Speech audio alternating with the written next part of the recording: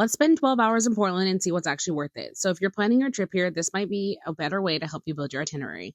Also, hi, welcome to my channel. If you're new here, I'm Des, and basically I go on side quests to find fun things to do, cool spots, and travel places that are either overhyped or underhyped and hidden gems.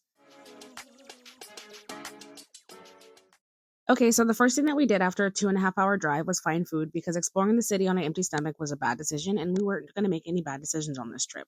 So we started off at Screen Door, and if you've looked up Portland and where to eat, you've probably seen this place everywhere on social media, which made me a little bit skeptical, but also I had super high hopes, and they did not come to disappoint.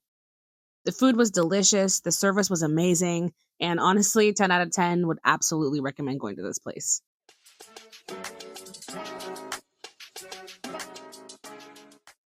The next stop in our Portland adventures was going to Glowing Greens. I didn't really know what to expect going in, but this place was actually amazing. It's an underground blacklight mini golf course, and the whole thing was like glowing in neon, and it was like a pirate theme, so it was actually kind of cool. This is definitely one of those activities that's fun whether you're competitive or not, but of course, we're competitive, so we got competitive. And when I tell you this was a close game, it was very close. Like, I lost by 1 point close. 1 point. But outside of me being a sore loser, honestly, it made it even more fun because the entire time we were both just trying to win. And of course, the course itself was creative, atmosphere was cool, and it didn't feel like a typical mini golf place because everything was covered in neon paint. If you're visiting Portland and want something that's actually fun and different, this is definitely something I'd recommend adding to your list. It was a 10 out of 10 experience, and I would definitely come back here.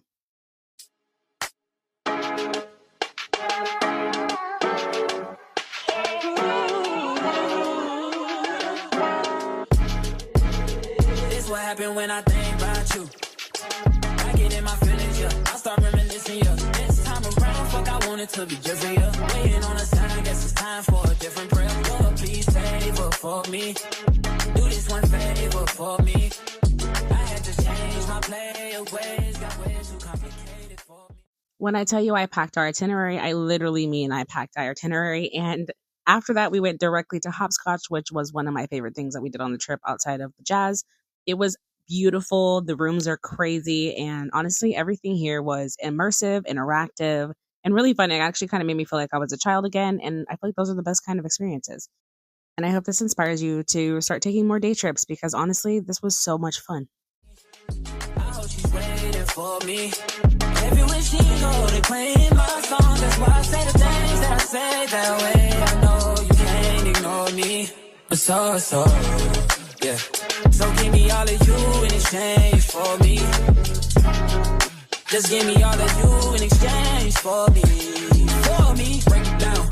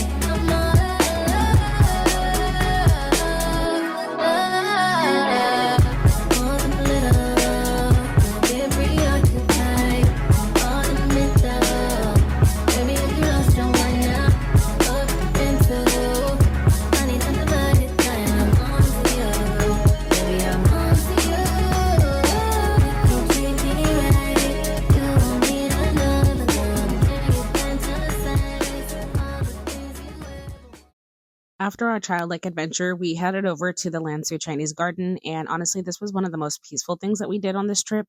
It was really beautiful. It actually did start to rain. You can't really tell in any of the videos, but it did start to rain when we got there, but we still just kind of went through it, and it didn't really bother us. Visually, this place was honestly really pretty in person. The architecture, the water, the landscape, it felt peaceful. And honestly, the moment you walked in, this was kind of like a nice contrast to the busy city on the outside. It's one of those spots where you can slow down, take pictures, just walk around for a bit.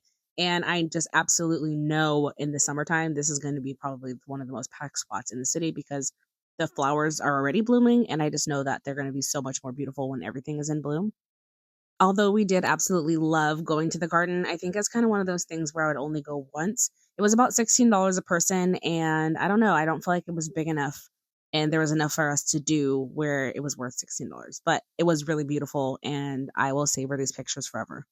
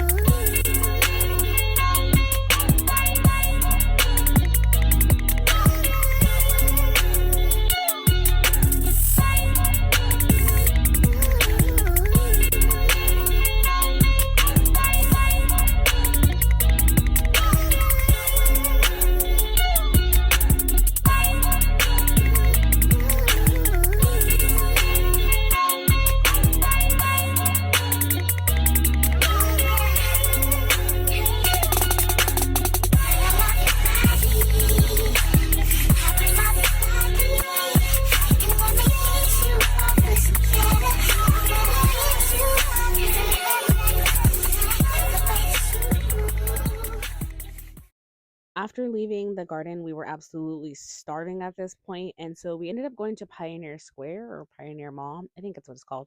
But we ended up going there for Raising Cane's. Honestly, it was my husband's first time trying it. He thought it was mid. I thought it was pretty good, but I don't feel like it's worth the crazy hype that it gets. Although I will say the sauce, I can definitely take that sauce home and put it in a bottle. We did take a couple minutes to walk around the mall to see what was there. There was a lot of luxury stores like Dior, Louis Vuitton, and all other stores you can honestly think of that are luxury. We didn't really want to buy any luxury items on this trip, so it was really pretty to look at. There's a lot of cool stuff that we didn't see here. And of course, if you wanted to buy something, there's no tax.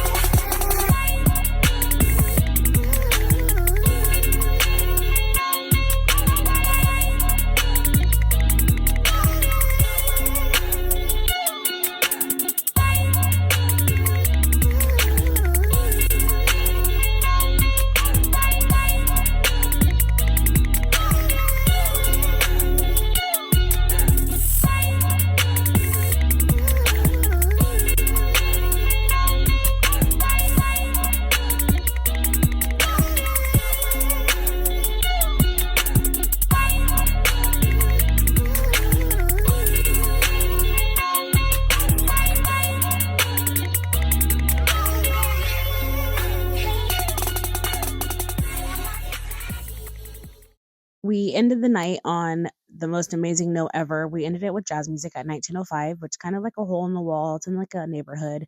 And I can't even describe to you how amazing this was. And just because I can't describe it, I'm going to let you guys just listen to the jazz music that we got to hear in person. It was amazing. They were amazing. The food smelled amazing. I would absolutely go here again the next time we're in Portland.